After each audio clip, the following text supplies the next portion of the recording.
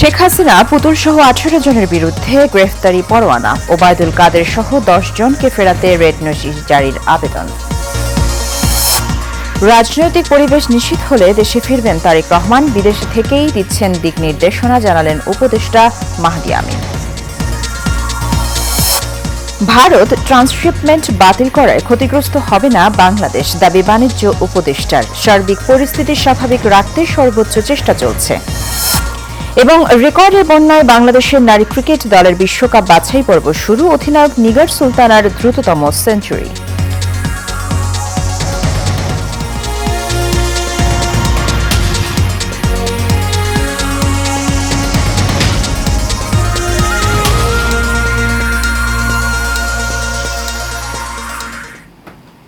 স্বাগত এশিয়ান নিউজে। দর্শক, সংবাদ জুড়ে সাথে আছি সুবর্ণা গোলন্দাজ। শুনছিলেন বিআরবি কেবল ইন্ডাস্ট্রিজ লিমিটেড সংবাদ শিরোনাম। এবার বিস্তারিত সংবাদ।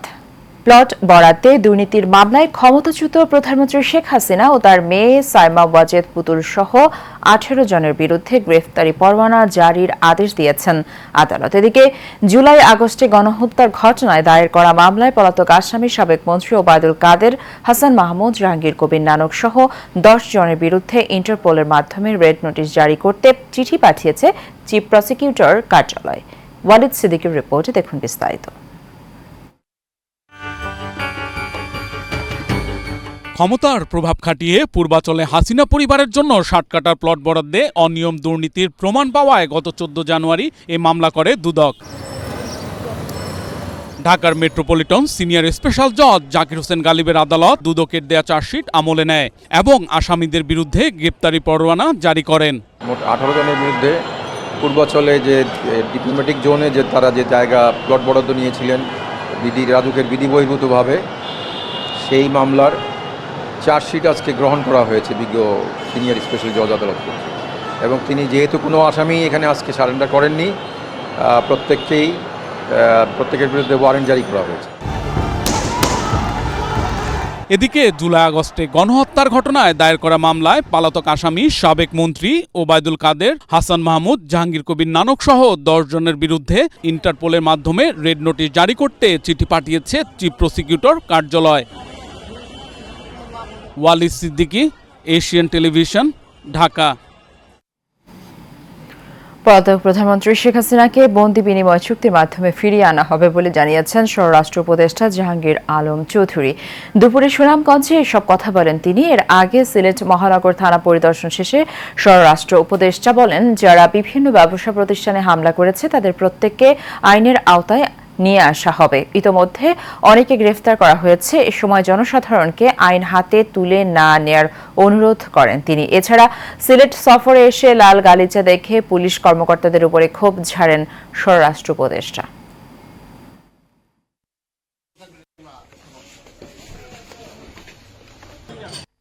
সিলেটে যে ঘটনাটা ঘটছে তাদের কিন্তু আইনের আওতায় নিয়ে আসা হয়েছে, অনেকেরই কিন্তু ধরে ফেলা হয়েছে। এখানে কিন্তু কোনো কাউরে বাস করা হয় নাই যে এইটা আমার এই ভাইয়ের ছেলে বা এই ভাইয়ের ভাই, এই হিসাবে কিন্তু আমরা করি। যে অন্যায় করতে তারই আমরা আইন, আপনাদের কাছে আমরা অনুরোধ করব, আইন যেন কেউ নিজের হাতে তুলে না নেয়। আইন প্রয়োগ করার যারা তাদের হাতে তাদের। কবে দেশে ফিরবেন তারেক রহমান, কেন ফিরছেন না, এমন নানান প্রশ্ন রয়েছে রাজনৈতিক মহল এবং জনমনে। এশিয়ান টেলিভিশনের দেয়া একান্ত সাক্ষাৎকারে এসব প্রশ্নের উত্তর দিয়েছেন বিএনপির ভারপ্রাপ্ত চেয়ারম্যান তারেক রহমানের উপদেষ্টা মাহদি আমিন। তিনি জানান, বিএনপির নেতাকর্মীদের সব মামলা প্রত্যাহার এবং রাজনৈতিক পরিবেশ নিশ্চিত না হওয়া পর্যন্ত দেশে ফিরবেন না তারেক রহমান। মোশাররফ তালুকদারের ক্যামেরায় কাউসার আহমেদের রিপোর্টে বিস্তারিত। জাতীয় ঐতিহ্য ও অতীতের ভালো অর্জনগুলোকে ধারণ করে আমাদের চেতনা এবং দায়বদ্ধতাকে হতে হবে ভবিষ্যৎমুখী। রাজনৈতিক প্রতিহিংসার শিকার হয়ে দীর্ঘ সময় ধরেই দেশের বাইরে অবস্থান করছেন বিএনপির ভারপ্রাপ্ত চেয়ারম্যান তারেক রহমান। দলটির নেতাকর্মী তো বটেই, পুরো বাংলাদেশের মানুষের আগ্রহ আছে তার দেশে ফেরা নিয়ে। কবে নাগাদ দেশে ফিরতে পারেন এসব বিষয়ে কথা বলেন তারেক রহমানের উপদেষ্টা মাহদি আমিন। বিদেশে থেকেও জনসম্পৃক্ততা করে তুলছেন, সুতরাং ওনারই বাবার ঘোষণার মাধ্যমে প্রতিষ্ঠিত বাংলাদেশে অবশ্যই খুব দ্রুত ফেরত আসবেন। রাজনৈতিক পরিবেশ এবং আইনের শাসন নিশ্চিত না হওয়া পর্যন্ত তারেক রহমানের দেশে ফেরার সম্ভাবনা কম বলে জানালেন তার উপদেষ্টা।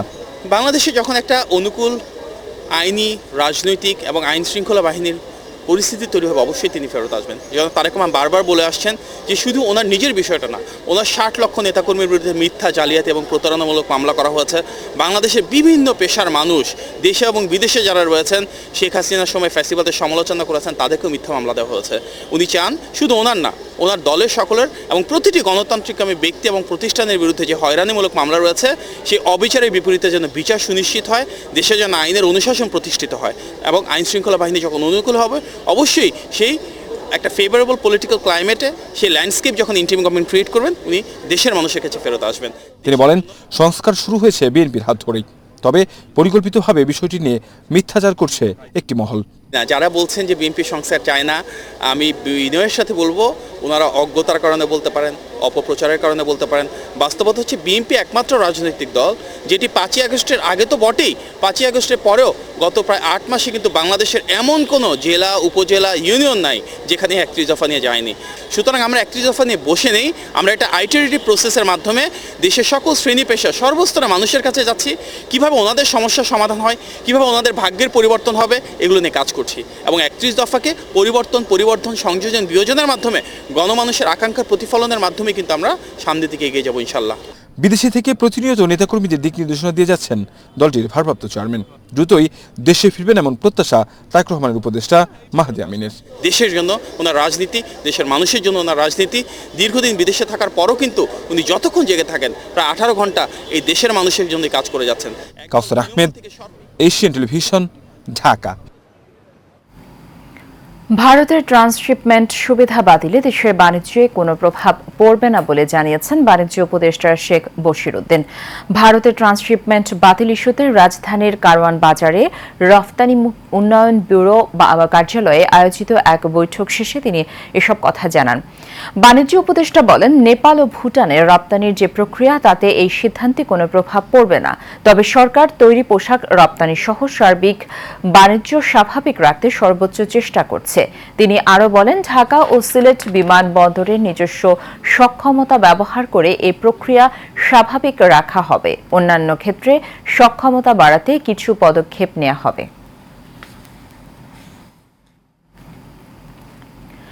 সারা দেশে 3000-এর বেশি কেন্দ্রে একযোগে শুরু হয়েছে চলতি বছরের এসএসসি ও সমমানের পরীক্ষা। এতে অংশ নেয় 11টি শিক্ষা বোর্ডের 19,28,000 শিক্ষার্থী।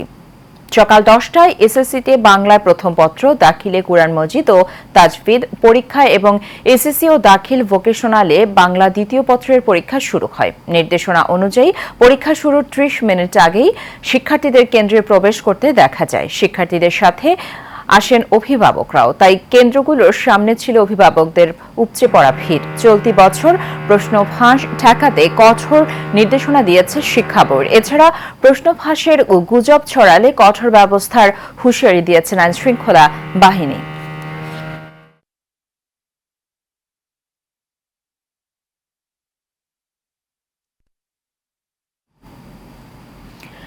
গাজীপুরের শ্রীপুরে এসএসসি পরীক্ষা কেন্দ্রে দায়িত্ব অবহেলা করায় 4 শিক্ষককে অব্যাহতি দেওয়া হয়েছে। সকালে মাওনা বহুমুখী উচ্চ বিদ্যালয় পরীক্ষা কেন্দ্রে পিআর আলী কলেজ পরিদর্শনে আসেন উপজেলা নির্বাহী অফিসার ব্যারিস্টার সজীব আহমেদ। এ সময় পরীক্ষা কেন্দ্রে দায়িত্বে থাকা আবেদ আলী গার্লস স্কুলের 2 শিক্ষক আরিফ উদ্দিন ও তাসফিয়া তানজুম এবং বারোতোপা উচ্চ বিদ্যালয়ের শিক্ষক মেহেদী হাসানের দায়িত্বে অবহেলার কারণে তাদের অব্যাহতি দেওয়ার নির্দেশ দেন। এছাড়াও একই কারণে উপজেলার কাউরাইদ KN উচ্চ বিদ্যালয়ে পরীক্ষা কেন্দ্রে নাহিদ হাসান নামের আরেক শিক্ষককে অব্যাহতি দেওয়া হয়েছে।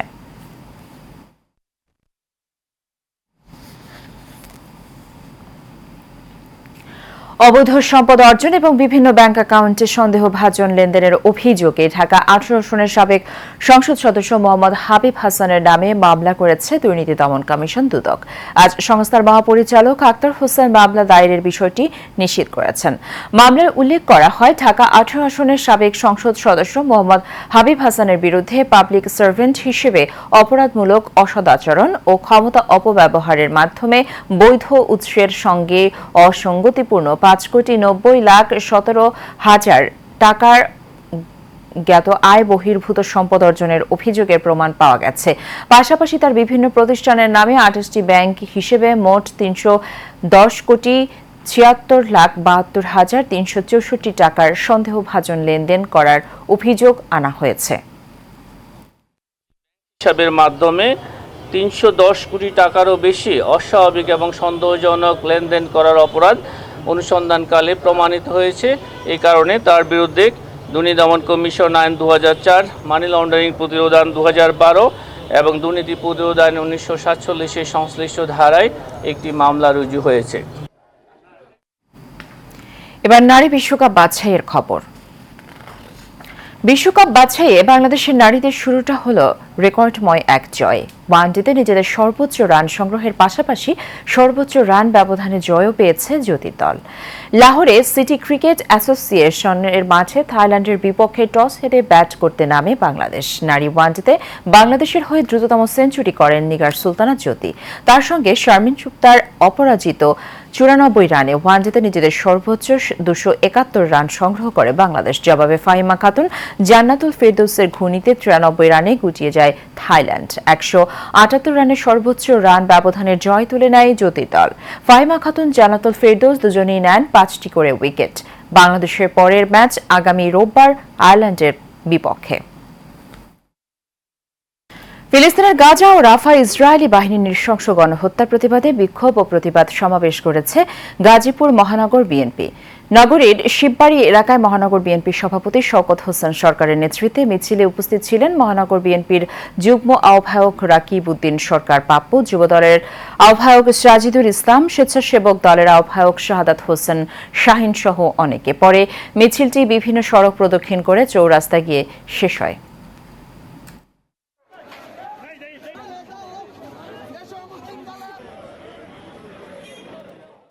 সৌদি আরবের রিয়াদে মহান স্বাধীনতা দিবস উপলক্ষে সংবর্ধনা অনুষ্ঠিত হয়েছে। রিয়াদস্থ বাংলাদেশ দূতাবাস ডিপ্লোম্যাটিক কোয়ার্টারে অবস্থিত কালচারাল সেন্টারে এক সংবর্ধনার আয়োজন করা হয়। এতে প্রধান অতিথি ছিলেন রিয়াদের ডেপুটি গভর্নর ডক্টর ফয়সাল বিন আব্দুল আজিজ আল সুদাইরি। সৌদি পররাষ্ট্র মন্ত্রণালয়ের প্রোটোকল বিভাগের ডেপুটি মিনিস্টার আব্দুল মজিদ বিন রশিদ আল সামারি, জ্বালানি মন্ত্রণালয়ের ডেপুটি মিনিস্টার ইঞ্জিনিয়ার মোহাম্মদ আল খারাসি সহ অন্যান্যরা উপস্থিত ছিলেন।